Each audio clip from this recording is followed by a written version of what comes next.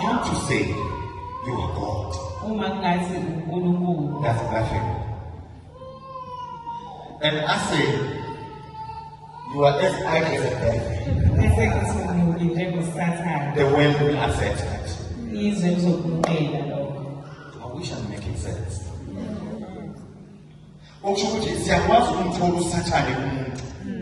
Which means we can find a devil in a person,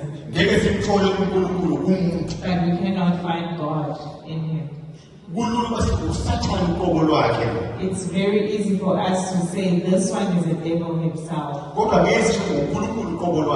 but we can't say this one is a God himself. Open your mind. You will know that you are supposed to pray in order to fight the spirits that you're fighting with. This godly is in you. Make sure that this thing works within you and know where you stand in this world.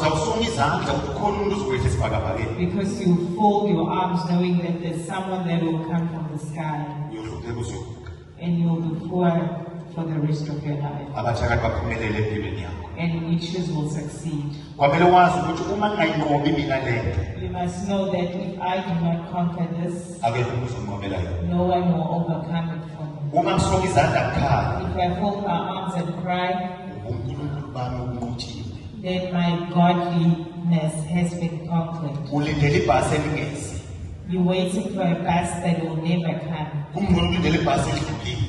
It's best to wait for a bus that is already gone.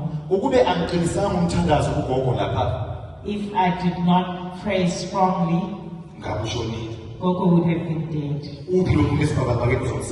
And where is this person from the sky that will help me? Where is that person?